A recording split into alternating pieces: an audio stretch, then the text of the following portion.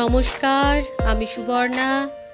আশা করি সকলে খুব ভালো আছেন। আজকে সুবর্ণাস ক্রিয়েশনের আরেকটি নতুন ভিডিওতে আপনাদের সকলকে স্বাগত জানাই।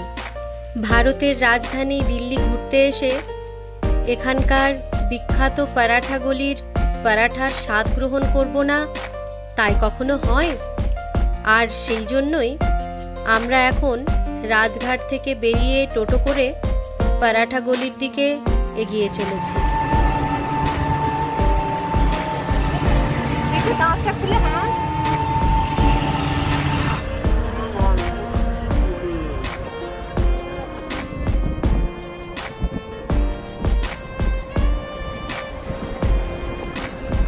আপনারা যদি রাজঘাট থেকে পরাঠা গলি আসতে চান তাহলে টোটো করেও আসতে পারেন অথবা মেট্রো করেও আসতে পারেন। আপনারা যদি মেট্রো করে আসতে চান তাহলে রাজঘাটের সবথেকে কাছের মেট্রো স্টেশন হলো দিল্লি গেট মেট্রো স্টেশন।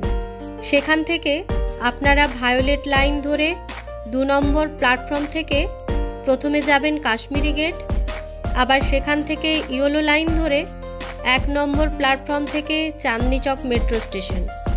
আপনাদের পার হেড ভাড়া পড়বে 20 টাকা করে। আমাদের মনে হয়েছিল টোটোতে করে যাওয়াই সব থেকে সুবিধের, তাই জন্য আমরা টোটোতে করেই এসেছি। আমাদের ভাড়া পড়েছে 150 টাকা, তবে আমাদের ভাড়া একটু বেশিই পড়েছে। আপনারা একটু দরদাম করে নিলে আপনাদের হয়তো 120 টাকার মধ্যেই হয়ে যাবে।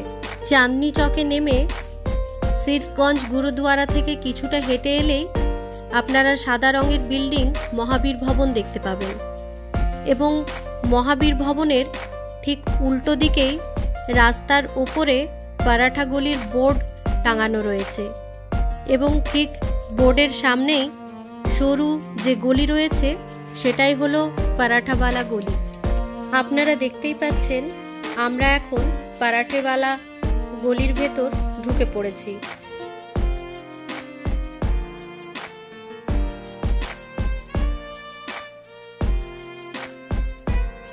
এখানে পরপর প্রচুর পরাঠার দোকান রয়েছে, এবং এই সব দোকানে মুলি পরাঠা, পাপড় পরাঠা, পনির পরাঠা, কেলা পরাঠা, কাজু পরাঠা, চিজ পরাঠা আরও নানা ধরনের পরাঠার ভ্যারাইটিস পাওয়া যায়।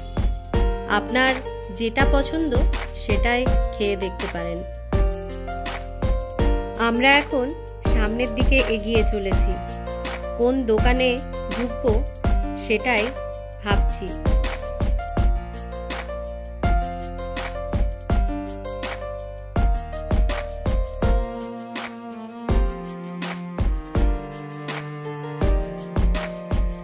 আপনাদের দেখাই এখানে পরাঠা কিভাবে ভাজা হচ্ছে।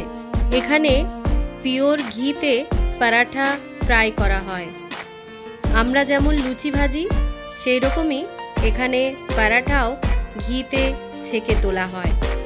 আর এদিকে হচ্ছে জিলিপি বানানো। উফ, দেখে জিভে জল চলে আসছে।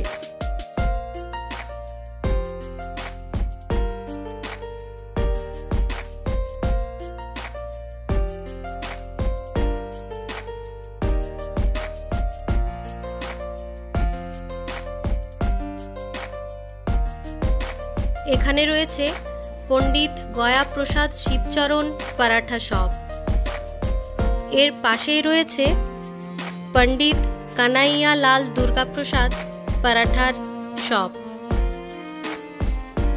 আমরা এখন এই দোকানেই ঢুকবো পরাঠা খাবার জন্য। এই দোকানটি হলো একদম গলির শেষ প্রান্তে। এই স্টল নাম্বার হলো 36।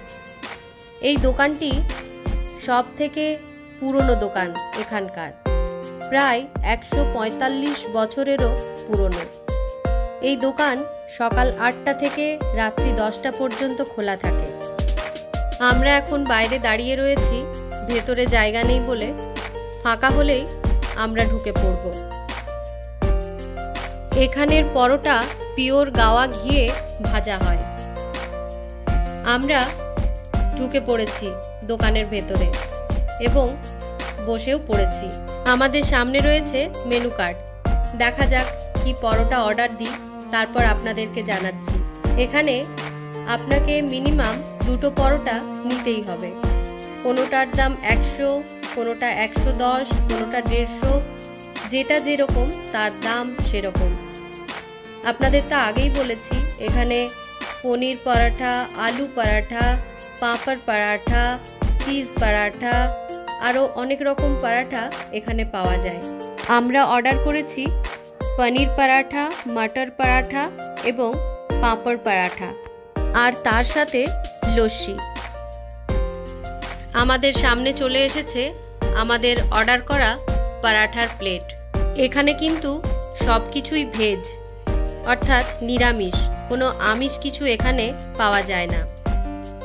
পরাঠার সাথে দেওয়া হয়েছে কলার মিষ্টি চাটনি, আর রয়েছে আলু আর ছোলার তরকারি, আর একটা আচার, কুমড়োর তরকারি, আর রয়েছে পুদিনা পাতা আর ধনে পাতার চাটনি, আর সাথে লস্যিটাও অসাধারণ।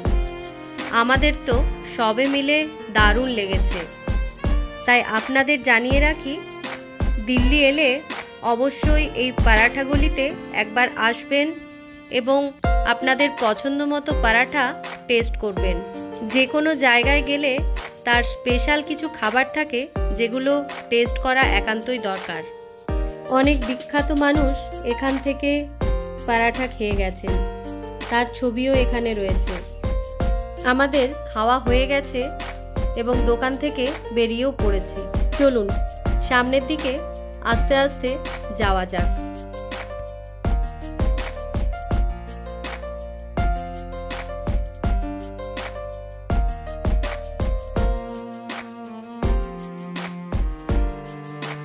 এখানে আমরা রাবড়ি খাবার জন্য দাঁড়িয়ে পড়েছি।